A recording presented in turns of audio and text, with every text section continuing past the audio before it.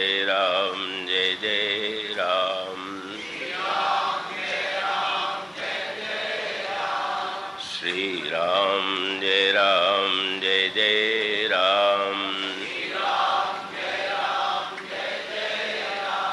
श्री राम जय जय राम।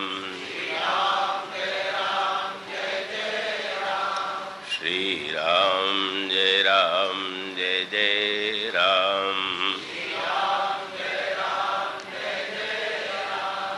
बोलिए सियावर रामचंद्र महाराज की। ओम मंगलमूर्तये नमः। गणाधिपतये नमः।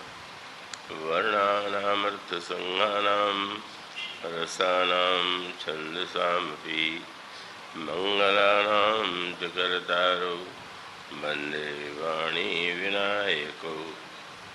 शान्तं शाश्वतमप्रमेयमनघं निर्वाणशान्तिप्रदं ब्रह्मा शम्भुफणीन्द्रसेव्यमनिशं वेदान्तवेद्यं विभुं रामाख्यं जगदीश्वरं सुरगुरुं मायामनुष्यं हरिं वन्देऽहं करुणाकरं रघुवरं भूपालचूडामणिं रक्ताम्भोजदलाविरामनयनं पीताम्बरालङ्कृतं श्यामं द्विभुजं प्रसन्नवदनं श्रीसीतया शोभितं कारुण्यामृतसागरं प्रियगणैर्म्रात्रादिभिर्भावितं वन्दे ब्रह्मशिवादिसेव्यवंशं भक्तेष्टसिद्धिप्रदं। कौशलेन्द्रपदकञ्जमञ्जुलौ कोमलावजमहेशवन्दितौ जानकीकरसरोजलालितौ चिन्तकस्य मनोभृङ्गसंगिनौ वन्दे विदेहतनया पदपुण्डरीकं कैशोरसौरभसमाहृतयोगिचित्तं हन्तुं त्रितापमनिशं मुनिहंससेव्यं सन्मानसालिपरिपीतपरागपुण्यम् अतुलितबलधामं हेमशैलावदेहं दनुजवनकृशानुं ज्ञानिनामग्रगण्यं सकलगुणनिधानं वानराणामधीशं रघुपतिप्रियभक्तं वातजातं नमामि। यत्र यत्र रघुनाथकीर्तनं तत्र तत्र कृतमस्तकाञ्जलिं बाष्पवारि परिपूर्णलोचनं मारुतिं नमत राक्षसान्तकं। गरुडमहाज्ञानी गुणराशि हरिसेवकयति निकटनिवासी कुन्देन्दुधरगौरसुन्दरं अम्बिकापतिमभीष्टसिद्धिदं कारुणिककलकञ्जलोचनं नौमि शङ्करमनङ्गमोचनं। प्रभु समर्थ सर्वज्ञ शिव सकलकलागुणधाम योग ज्ञान वैराग्यनिधि प्रणतकल्पतरुणां वंशी विभूषितकरान्नौनीरदावात् पीताम्बरादरुणबिम्बफलाधरोष्ठात् पूर्णेन्दुसुन्दरमुखादरविन्दनेत्रात् कृष्णात् परं किमपि तत्त्वमहं न जाने।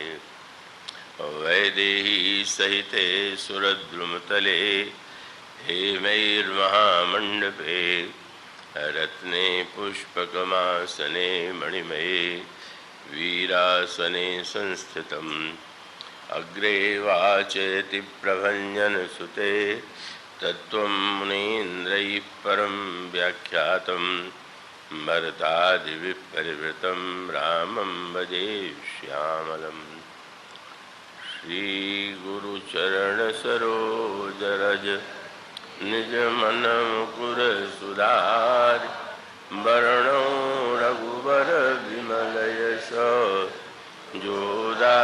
फल चार स्यावर।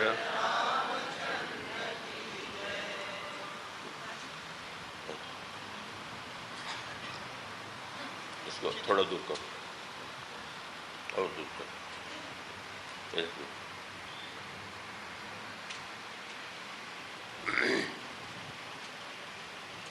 भवानी शंकरौ वंदे श्रद्धा विश्वासरूपिणौ याभ्यां विना न पश्यन्ति सिद्धा स्वान्तस्थमीश्वरं वंदे बोधमयं नित्यं गुरुं शंकररूपिणं यमाश्रितो हि वक्रोऽपि चंद्रः सर्वत्र वंदते। श्रद्धेय महामंडलेश्वर स्वामी श्री माधवानंद जी महाराज, श्रद्धेय महंत स्वामी श्री ओंकारानंद जी महाराज, श्रद्धेय स्वामी श्री गोविंदानंद जी महाराज, इन समस्त संतों के चरणों में मैं सादर प्रणाम करता हूँ और आप सब लोगों का स्वागत अभिनंदन जो इस विचार प्रधान प्रसंग में श्रवण करने के लिए आते रहे हैं, आए हुए हैं। आइए अब जो आज और कल के 2 दिन हैं उसमें हम थोड़ा कुछ इस पर ध्यान विचार करने की चेष्टा करें। इस श्लोक में गोस्वामी जी भगवान शंकर और भगवती उमा की वंदना विश्वास और श्रद्धा के रूप में करते हैं और विश्वास और श्रद्धा के अभाव में साधारण व्यक्तियों की तो बात ही क्या है। गोस्वामी जी कहते हैं कि जो सिद्ध जन हैं वे भी उसका दर्शन नहीं कर सकते। अंतःकरण में विराजमान होने पर भी जो ईश्वर दिखाई नहीं देता है उसे देखने के लिए जो दृष्टि चाहिए वह दृष्टि है श्रद्धा और विश्वास की दृष्टि। विश्वास का मार्ग जिसको हम पूर्ण विश्वास का मार्ग कहते हैं, क्योंकि विश्वास की भी कक्षाएं होती हैं, विश्वास के भी क्लास होते हैं क्रमशः। इसलिए श्री रामचरितमानस में विश्वास को कई रूपों में रखा गया। जैसे बट का वृक्ष भी विश्वास का ही रूप, बट विश्वास अचल निज धर्मा। इसी प्रकार से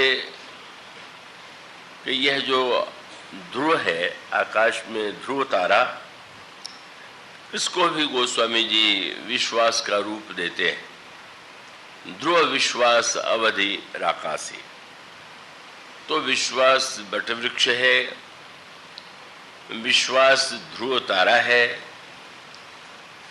और जब वे अंगद का चरण, जब रावण की सभा में अंगद अपना पैर सामने कर देते हैं और वो रावण को चुनौती देते हुए कहते हैं कि तुम या तुम्हारी सभा का कोई सदस्य यदि मेरे पैरों को उठा सकता है, डिगा सकता है, तो मैं सीता जी को हारता हूँ और मैं तुम्हें विश्वास दिलाता हूँ कि बिना युद्ध के ही श्री राम लौट जाएंगे। अंगद का पैर डिगाने की चेष्टा होती है राक्षसों के द्वारा, पर वो अंगद का पैर हिलाने और डुलाने में समर्थ नहीं है। आश्चर्य है, कैलाश पर्वत को उठाने वाला रावण जहाँ पर बैठा हुआ हो, वहाँ पर अंगद के द्वारा ऐसी प्रतिज्ञा किया जाना स्वयं बड़ा विचित्र सा लगता है। और जब अंगद का पद नहीं लिखा तो अंगद का पद क्या है? अगर एक बंदर के पैर के रूप में उसे देखें तो उसे डिगाना या हटाना कोई कठिन नहीं है। पर गोस्वामी जी मानो एक संकेत देते हैं, जब अंगद ने ये कहा कि मेरा पैर यदि डिग जाए, तो अंगद के पैर को वे विश्वास का रूप भी देते हैं। उन्होंने यह कहा कि अंगद की इस प्रतिज्ञा में मुख्यतः उनके विश्वास की है, और तेहि समाज की कठिन पल यही तौले कैलाश। पूछा गया ये चमत्कार कैसे हुआ?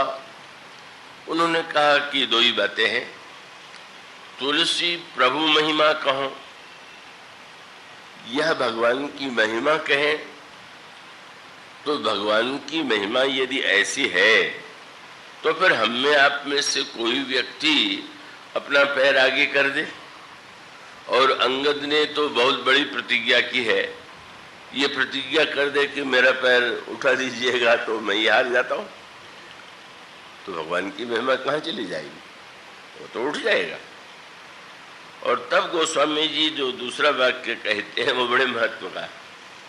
बोले प्रभु की महिमा ही नहीं, उसके साथ एक बात को और जोड़ना होगा, और वो क्या है? तेहि समाज की कठिनपन जेहि तौलेउ कैलाश, तुलसी प्रभु महिमा कहो कि सेवक विश्वास। अंगद का विश्वास, महिमा और विश्वास जब दोनों का मिलन होता है तो सचमुच जीवन में धन्यता और पूर्णता आती है। और इसका अभिप्राय यह है कि महिमा तो भगवान की सर्वदा एक रस है, एक जैसी है, पर विश्वास बिरले व्यक्तियों में ही होता है। और यह जो विश्वास है, जब अंगद कहते हैं कि मैं सीता जी को हारता हूँ, तो सीता जी तो साक्षात मूर्तिमती भक्ति है, और भक्ति का आधार क्या है? विश्वास। रामायण में कहा गया बिनु विश्वास भगति नहीं, और तेहि बिनु द्रवहि न राम। बिना विश्वास के भक्ति नहीं रहती। और अंगद का अभिप्राय यह था कि अगर भक्त का विश्वास ही डिग गया तो वो भक्ति को हार ही गया। भक्ति के हार जाने का अर्थ है जब हमारे जीवन का विश्वास डूब जाता है, तो वो मानो अंगद का विश्वास है। और वो अंगद के जीवन की, अंगद का चरण भी मानो उनकी प्रतिज्ञा के मूल में विश्वास है। श्री भरत जी के हृदय की तुलना जब गोस्वामी जी आकाश से करते हैं तो कहते हैं कि भरत जी के हृदय आकाश में जैसे आकाश में तारे हैं और सबके साथ साथ उसमें एक बड़ा महत्वपूर्ण ध्रुव तारा है जो अपना स्थान कभी बदलता नहीं, सर्वदा वो एक ही दिशा में रहता है। तो वो जो ध्रुव तारा है वो श्री भरत के हृदय आकाश में जो प्रेम है वही मानो पूर्ण चंद्रमा है। और उनके जीवन में जो जप तप आदि की साधनाएं हैं तो वो मानो ये आकाश के तारे हैं। और उनके जीवन में जो अचल विश्वास है उसके लिए वे कहते हैं वही ध्रुव तारा। ध्रुव विश्वास अवधि राकासी स्वामी सुरत सुरवीथि विकासी। तो इसका अर्थ हुआ कि विश्वास का एक रूप अंगद के जीवन में, विश्वास का दूसरा रूप श्री भरत के अंतःकरण में, विश्वास का तीसरा रूप अक्षय वट के रूप में, और विश्वास का सर्वोच्च स्वरूप जो है वो भगवान शिव में दिखाई देता है। जब कहते हैं कि भगवान शंकर साक्षात विश्वास है तो विश्वास की जो चरम परिणति है, चरम उत्कर्ष है, जो सबसे ऊंचाई है, वह भगवान शंकर के ही रूप में हमारे समक्ष आती है। तो इसका अभिप्राय यह है कि इस प्रकार के जो विश्वास की गाथाएं हैं उसमें अनेक महत्वपूर्ण सूत्र हैं। अंगद बड़े सामर्थ्यवान शक्तिशाली थे और बाली के पुत्र हैं, और बाली ने स्वयं श्री राम से यह कहा है कि मेरे समान ही बल इस मेरे पुत्र में विद्यमान है। लेकिन जब वे जनक नंदिनी सीता की खोज में जाते हैं और जब यह संपाति के द्वारा पता चला कि सीता जी लंका में विराजमान हैं, अशोक वाटिका में अशोक वृक्ष के नीचे, लेकिन इस 100 योजन के समुद्र को जो लांघेगा वही तो वहां पहुंचेगा, तो फिर स्वाभाविक है ये बंधन है जो नाना प्रकार के मोक्ष के साधन है। साधक कह लीजिए, मानो प्रत्येक साधक भक्ति पाना चाहता है, भक्ति देवी के पास पहुंचना चाहता है, लेकिन बीच में यह है समुद्र। और समुद्र क्या है? ये जो हमें आपको नन्हा सा शरीर दिखाई देता है, इससे बढ़कर के कोई समुद्र नहीं का यही संकेत किया गया। उसके लिए नाम दिया गया देहाभिमान। व्यक्ति यह मानता है कि मैं देव हूं, और देह को केंद्र बना करके जब व्यक्ति भक्ति को पाना चाहेगा तो वो सफल नहीं होगा, क्योंकि भक्ति का नाता भाव का नाता है, और संसार के जो नाते हैं वो शरीर से संबंधित हैं।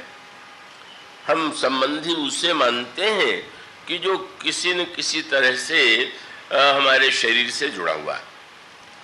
और भक्ति का अभिप्राय है कि वो तो भावना प्रधान जीवन है। तो भावना के द्वारा का व्यक्ति तभी उसे स्वीकार कर सकता है जब उसके देह बुद्धि का विनाश हो जाए। महारानी कैकेयी में और माँ सुमित्रा में जो बड़ा अंतर है वो क्या है? मैं आशा करता हूँ कि आप लोग चैतन्य रख के सुनेंगे। देखता तो यही हूँ कि शाम को तो लोग सोते नहीं लगते हैं, पर आप सो करके जो है उसे झूठा ना सिद्ध कर दीजिएगा, तो आप थोड़ा चैतन्य रहेंगे। उसका सूत्र यह है कि कैकेयी जी का श्री राम के प्रति प्रेम बहुत प्रसिद्ध था। अयोध्या का प्रत्येक व्यक्ति कहता था कि महारानी कैकेयी जितना श्री राम से प्रेम करती है और श्री राम जितना कैकेयी जी से प्रेम करते हैं वो बस अद्वितीय है, वैसा प्रेम परस्पर किसी में है ही नहीं। और सुमित्रा अम्बा का प्रेम उतना प्रसिद्ध नहीं था, लोग उनके विषय में उतना नहीं जानते थे। इसलिए जब वो पुस्तक लिखी जा रही थी जिसमें रामायण के विविध पात्रों के चरित्र का वर्णन था और सुमित्रा अम्बा के विषय में लिखने के लिए मैं बैठा, तो मुझे लगा कि मैं इनका श्री गणेश किस रूप में करूं। तो वो शब्द एक को तो काव्य है। मैंने कहा कि सुमित्रा अम्बा तो जैसे अनेक फूल होते हैं, अनेक पुष्प होते हैं, तो उन पुष्पों में अगर हम सुमित्रा जी के चरित्र की तुलना करें तो उनके लिए यही कहेंगे कि वो तो रजनीगंधा। रजनीगंधा का अभिप्राय कि दिन में जिसकी सुगंध का अनुभव नहीं होता, पर रात्रि में वो सुगंध चारों ओर फैल जाती है। जीवन की अनुकूलताओं में सुमित्रा अम्बा का प्रेम नहीं दिखाई देता, पर जब प्रतिकूलता की अंधेरी रात आती है तब वो उनके प्रेम का जो सौरभ है, प्रेम की सुगंध जो है वो चारों ओर फैल जाती है। और सचमुच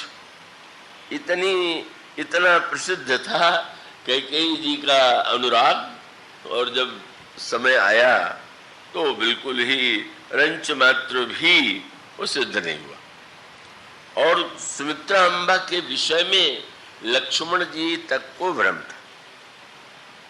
जिस समय प्रभु की आज्ञा से लक्ष्मण जी माँ से विदा लेने के लिए आए तो मन में एक भय था, कहीं माँ की ममता जागृत होकर के मुझसे ये न कहने लगे कि नहीं तुम्हें तो वन नहीं जाना चाहिए, तुम दो पुत्रों में से एक तो गए हैं भरत के साथ, तुम भी चले जाओगे तो मैं क्या करूं।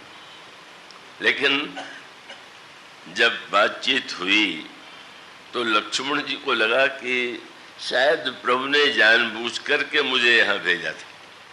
क्यों? और मैंने तो प्रभु से आदेश ले ही लिया था और निश्चय हो गया था कि साथ में लेकर के जाएंगे, पर इतने के बाद प्रभु ने लक्ष्मण जी से ये कह दिया, मांगो हूं विदा मातु सन जाई। जा करके मां से विदा मांग करके, आज्ञा मांग करके नहीं। आज्ञा कह देते तो लक्ष्मण जी नहीं कर देते। आज्ञा और विदा का अंतर तो आप जानते हैं।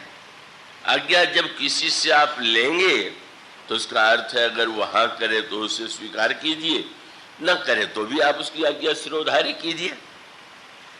तो मानो अगर कहें कि आज्ञा लेने जाओ तो पहले कह चुके हैं कि मैं तो गुरु पिता माता किसी को नहीं जानता, तो वो तो फिर कहेंगे कि मैं क्यों जाऊं। प्रभु ने कहा कि आज्ञा लेने नहीं पर विदा लेने तो जा सकते हो। तो जा करके विदा माने आप जैसे निश्चय कर चुके जा रहे हैं तो मिलकर के प्रणाम करके कहें कि मैं जा रहा हूं। तो प्रभु ने कहा विदा लेने जाओ। वो प्रभु मन ही मन मुस्कुरा रहे थे कि एक परंपरा है विदा के समय विदाई में भेंट देने की, कुछ देने की। तो प्रभु जानते थे कि लक्ष्मण तुम्हें वैसी विदाई वहां मिल जाएगी जीवन में जो कभी किसी को नहीं मिली। और सचमुच यही हुआ कि जिस समय लक्ष्मण जी को मां सुमित्रा ने देखा आश्चर्य हुआ। अब तक उन्हें ये समाचार नहीं मिला था कि राम को वन जाने का आदेश मिला है, पर लगता था कि आज से बढ़कर के लक्ष्मण के लिए प्रसन्नता का तो कोई दिन ही नहीं हो सकता। आज उनके प्रिय श्री राम सिंहासन पर बैठेंगे और आज इतने उदास और गंभीर लक्ष्मण क्यों लग रहे? पूछा।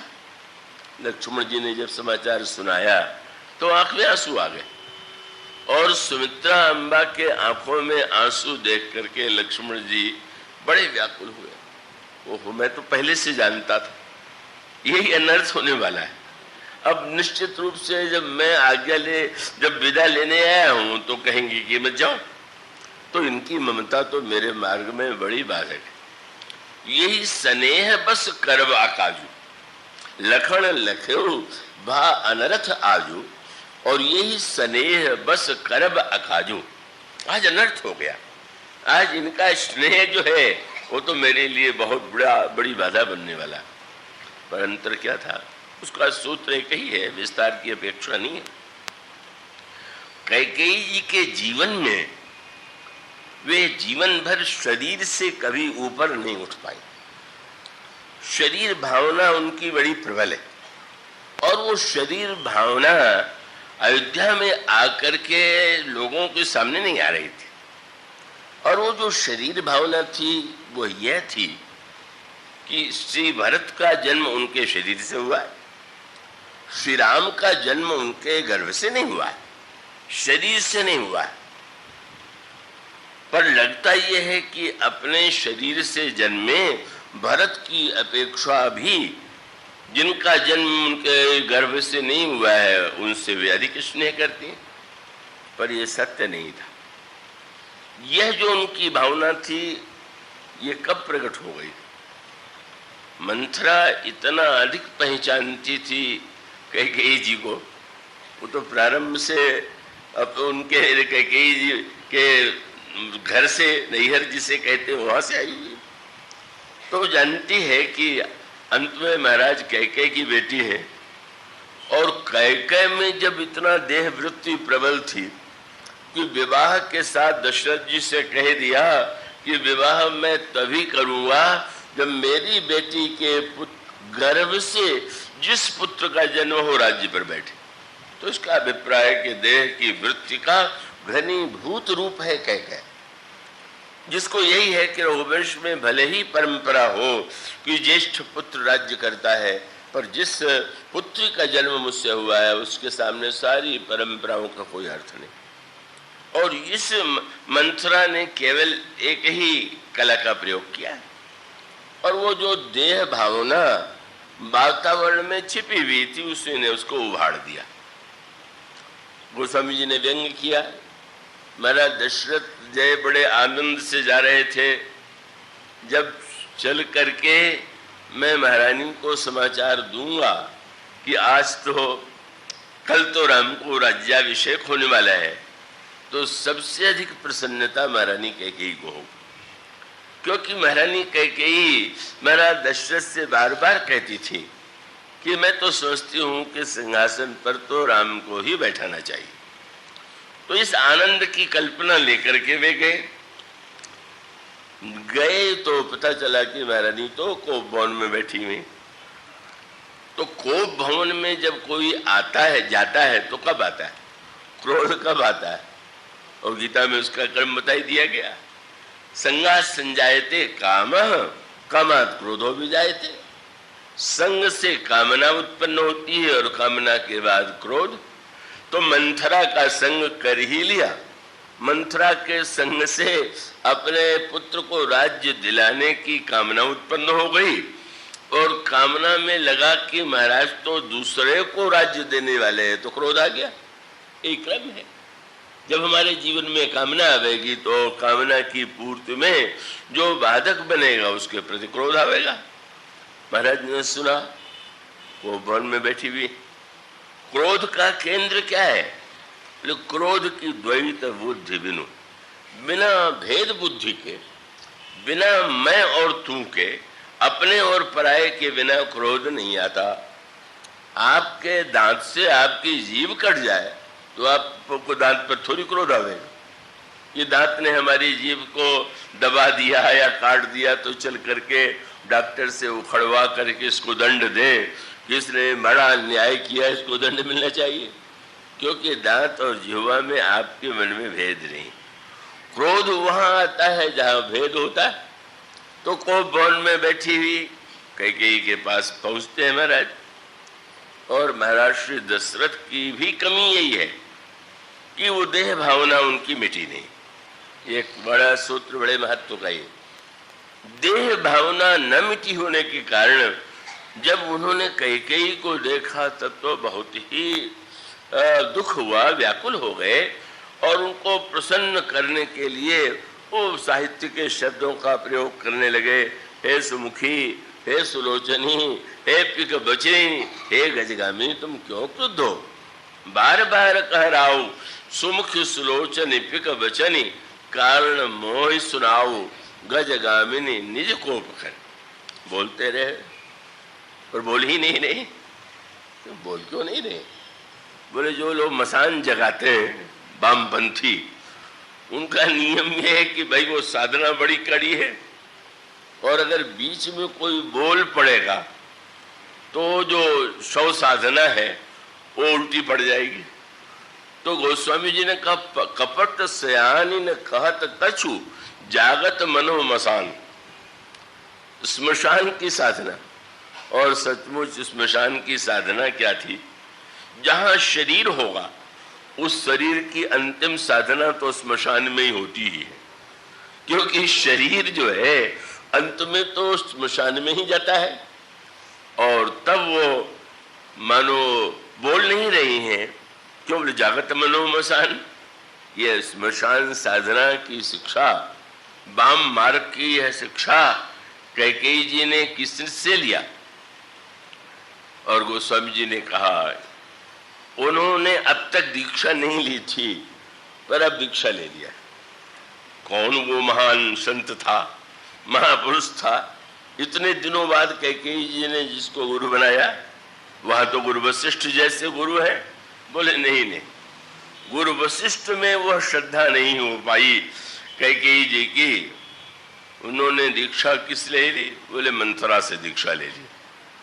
अरे मंथरा तो दासी थी, दासी होने से क्या होता है? वो तो सर्वश्रेष्ठ थी। काहे में? बोले जैसे किसी को कहें भक्त शिरोमणि, इसी प्रकार से मंथरा की उपाधि है कुटिल शिरोमणि। और गोस्वामी जी ने कहा एक कुटिल शिरोमणि नहीं, कोटि कुटिल मणि गुरु पढ़ाए। करोड़ करोड़ कुटिलों को एकत्र करने के बाद जो सबसे ऊपर है वह है कहेंगे मंथरा। उससे दीक्षा ले लिया, उसके मंत्र का जप कर रही है। याद रखिएगा, वो मंथरा वाला मंत्र केवल रामायण में ही नहीं जपा गया, आज भी घर घर में अधिकांश रूप में वही जपा जाता है। और क्या है, मंथरा ने कैकेयी के हृदय में कहा आप चाहे जितना राम से प्रेम करें और राम चाहे प्रेम का जितना दिखावा करें, पर याद रखिएगा महारानी, अपना अपनी होता है, पराया ही पराया। पराया तो पराई होता है, ये तो घर घर का मंत्र है। अपने और पराये का भेद, और जो अपना है पराया है पराया है, ये सिद्धांत अधूरा है। अपने भी पराये हो सकते हैं, पराये भी अपने हो सकते हैं। शरीर के नाते से जो अपनत्व होता है स्वार्थ में संघर्ष होने पर परायेपन में बदल जाता है। तो मानो कैकेयी जी के हृदय में जो शरीर भावना है, उनको सचमुच लगा कि कितना कुछ क्यों न हो पर राम मेरे बेटे, मेरे गर्भ से इनका जन्म नहीं हुआ, पराये। तो मानो शरीर के नाते से राम को माना। तो जब लगा कि असली बेटे भरत और नकली बेटे राम, तो जब ईश्वर का नाता नकली लगने लगे और संसार का अन्य नाता असली लगने लगे, तब तो फिर वो जीवन में विपत्ति का आना स्वाभाविक है। और सुमित्रा अम्बा की विशेषता ये है कि उनका जो श्री राम के प्रति स्नेह है उसमें शरीर का कहीं लेश नहीं। इसलिए आंसू पोंछ करके उन्होंने लक्ष्मण से यही कहा कि अगर राम बन जा रहे हैं तो तुम्हें यहाँ क्या आने की आवश्यकता।